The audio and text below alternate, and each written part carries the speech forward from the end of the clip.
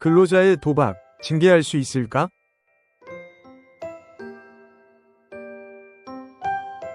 도박 행위는 일시적 오락의 정도에 불과한 때를 제외하고는 사안에 따라 처벌 가능한 형법상 범죄에 해당하는데요.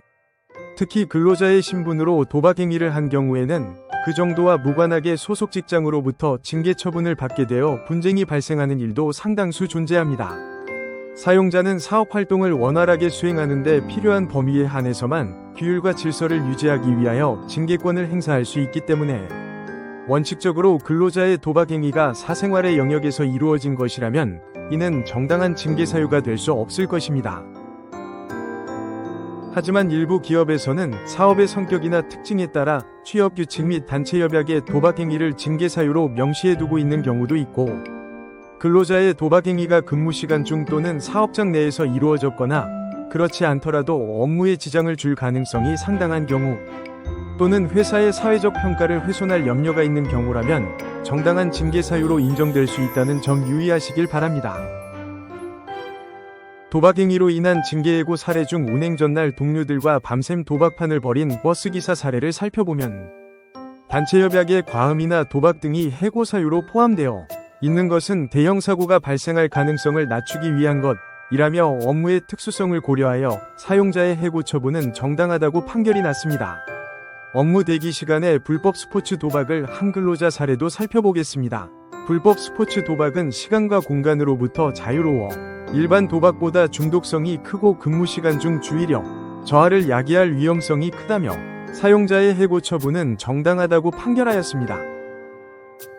도박 행위로 인한 징계 예고 불인정 사례 중 기숙사에서 도박, 외부인 출입 및 숙박, 기숙사에서 동료에 대한 폭언 및 욕설, 코로나 규정 위반의 혐의로 징계 예고된 근로자의 경우를 살펴보겠습니다.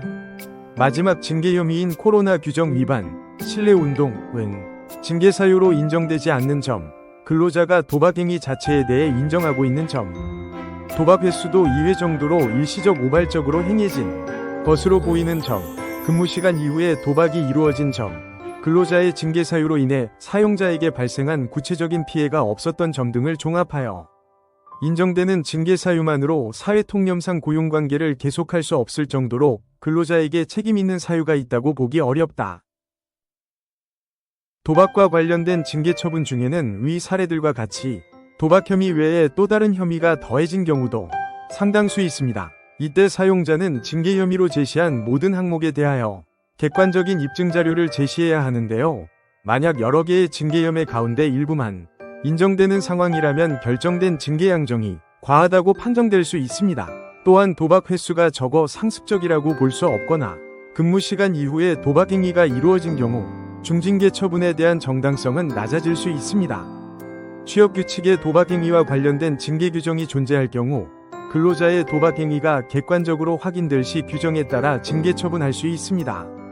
또한 도박 행위를 엄격하게 금지하고 통제해야만 하는 사업상의 직징이 인정되거나 근로자의 도박 행위로 직장 질서나 규율이 문란해져 사용자가 입은 피해가 상당한 것으로 인정된 경우 특별한 사정이 존재하지 않는 한 사용자의 징계 처분은 정당한 것으로 판정될 수 있습니다. 농우법인 로엔이 함께하겠습니다. 도박 행위와 관련한 징계 양정의 결정은 근로자의 비위행위에 대한 구체적인 사실관계 및 사업장의 재반 사정을 세심하게 분석하여야 하는 것인 바, 징계 법리에 대한 지식과 풍부한 경험 지식을 갖춘 전문가의 조력을 받는다면 추후 불필요한 분쟁을 예방할 수 있을 것입니다.